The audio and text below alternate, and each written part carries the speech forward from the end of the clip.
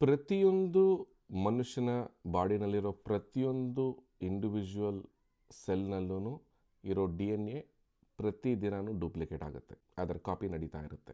And ಪ್ರತಿ DNA ಮಿಸ್ಟೇಕ್ಗಳಿರುತ್ತೆ, ಒಂದಲ್ಲ ಎರಡಲ್ಲ ಸಾವಿರಾರು ಮಿಸ್ಟೇಕ್ಗಳಿರುತ್ತೆ. ಇಷ್ಟೆಲ್ಲ ಮಿಸ್ಟೇಕ್ಗಳಿದ್ರೂ ಇಷ್ಟೆಲ್ಲ ತಪ್ಪುಗಳಿದ್ರೂ ನೀವು ಬದುಕಿದ್ದೀರಾ? ಈ ವಿಡಿಯೋ ನೋಡ್ತಾ ಇದ್ದೀರಾ? ಅದೆಲ್ಲ ಹೇಗೆ ಸಾಧ್ಯ? ಅದನ್ನೆಲ್ಲ ಇವತ್ತು ಮಾತಾಡೋಣ ಬನ್ನಿ. ಸೊ ಇದಕ್ಕಿಂತ ಮುಂಚೆ ಒಂದು ಪಿಕ್ಚರ್ ಬಿಲ್ಡ್ ಮಾಡೋಣ.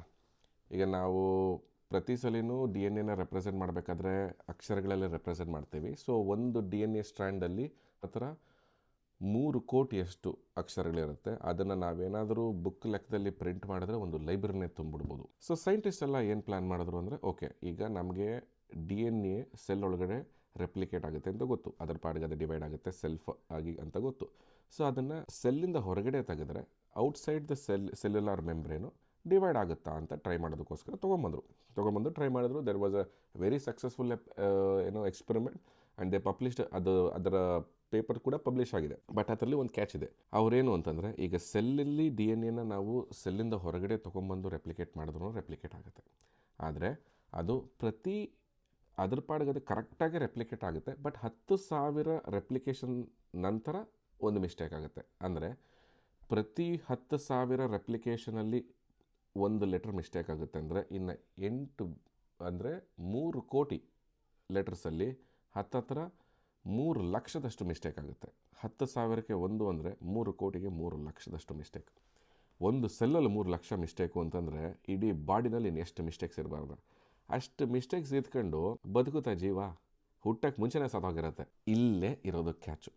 ಪ್ರತಿಯೊಂದು ಸೆಲ್ನಲ್ಲೂ ಸ್ಪೆಷಲ್ ಎನ್ಸೈಮ್ಸ್ ಇದೆ. 7 ಸ್ಪೆಷಲ್ ಎನ್ಸೈಮ್ಸ್ ಇದೆ.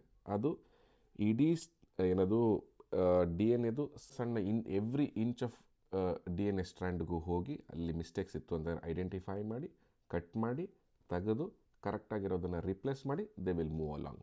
ಸೊ ಇದು throughout the length of DNA ನಡೆಯುತ್ತೆ. ಅದು DNA ಸ್ಟ್ರೆಚ್ ಮಾಡಿದ್ರೆ ಒಂದು ಲೆಕ್ಕದ ಪ್ರಕಾರ ಬರೀ ಥಿನ್ ಲೈನು ನ್ಯೂಯಾರ್ಕ್ ಸಿಟಿಯಿಂದ ಲಂಡನ್ವರೆಗೂ ಹೋಗುತ್ತೆ.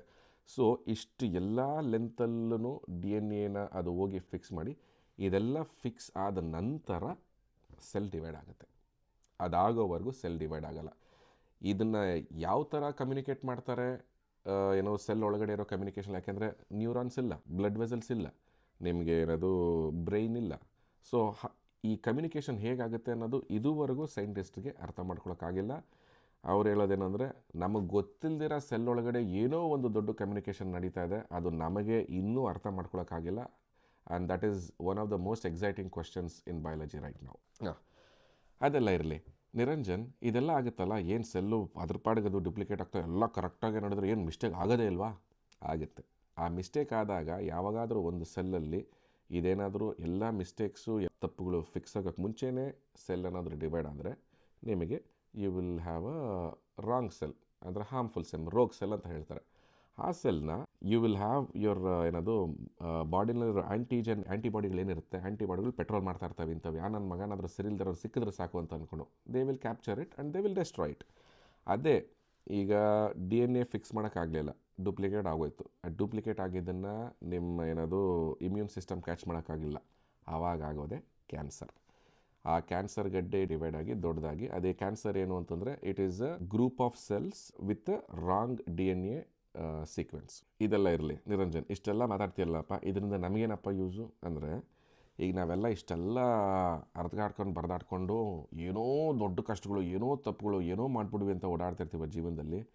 ನಮ್ಮ ಇಡೀ ಬಾಡಿನಲ್ಲಿ ಪ್ರತಿದಿನ ಪ್ರತಿಯೊಂದು ಸೆಲ್ಲಲ್ಲೂ we are fixing around 3 lakh mistakes on our own. ನಮಗೆ ಕೇಳಿದ್ರೆ, ನಮ್ಮ ಅವೇರ್ನೆಸ್ ಇಲ್ಲದೆ ನಾವು ಮಲಗಿರಲಿ, ಊಟ ಮಾಡ್ತಿರಲಿ, ಏನೇ ಮಾಡ್ತಿರಲಿ, ನಮ್ಮ ಬಾಡಿ ಅದ್ರ ಪಾಡಿಗೆ ಅದು ಮಿಕ್ಸ್ ಮಾಡ್ಕೊಂಡು ಅದ್ರ ಕೆಲಸ ನಡೀತಾ ಇದೆ.